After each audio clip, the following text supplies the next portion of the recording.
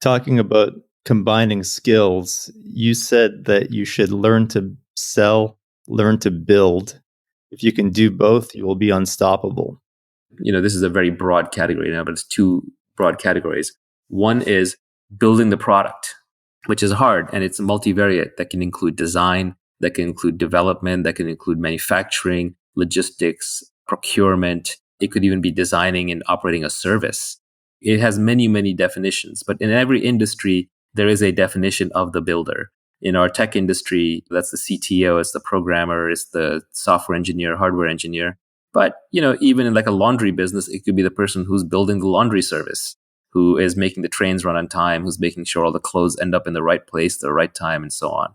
Then the other side of it is the sales side. Again, selling has a very broad definition. Selling doesn't necessarily just mean selling individual customers, but it could mean marketing. It could mean communicating. It could mean recruiting. It could mean raising money. It could mean inspiring people. It could mean doing PR. So it's a broad umbrella category. So generally, the Silicon Valley startup model tends to work best. It's not the only way, but it is probably the most common way. When you have two founders, one of whom is world-class at sales and one of whom is world-class at building. An example is, of course, Steve Jobs and Steve Wozniak with Apple. Gates and Allen probably had similar responsibility early on with Microsoft.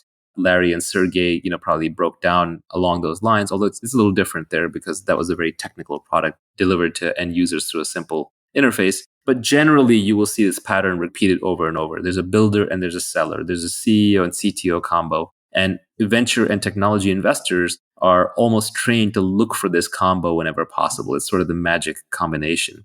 The ultimate is when one individual can do both. That's when you get true superpowers. That's when you get people who can create entire industries. The living example is Elon Musk.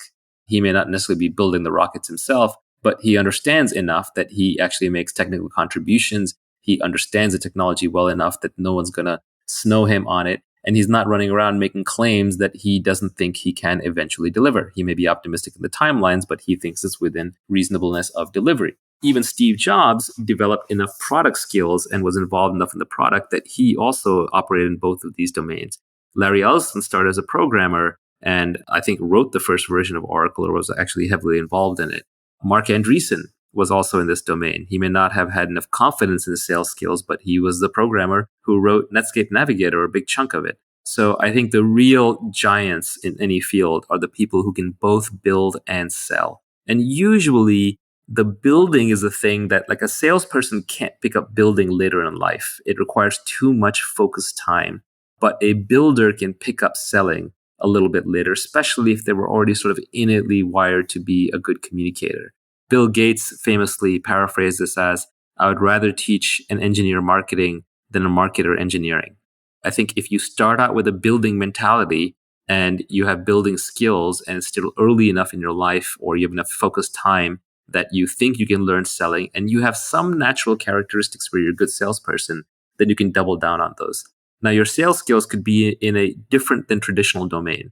So, for example, let's say you're a really good engineer, and then people are saying, well, now you need to be good at sales. Well, you may not be good at hand-to-hand sales, but you may be a really good writer. And writing is a skill that can be learned much more easily than, say, in-person selling. And so you may just cultivate writing skills until you become a good online communicator and then use that for your sales.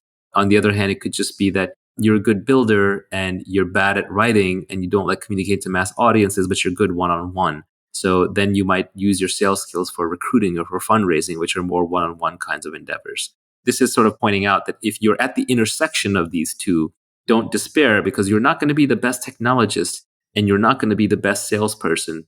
But in a weird way, that combination, back to the Scott Adams skill stack, that combination of two is unstoppable. Long-term, people who understand the underlying product and how to build it and can sell it, these are catnip to investors. These people can break down walls if they have enough energy and they can get almost anything done.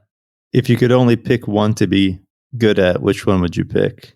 When you're trying to stand out from the noise, building is actually better because there's so many hustlers and salespeople who have nothing to back them up. When you're starting out, when you're trying to be recognized, building is better.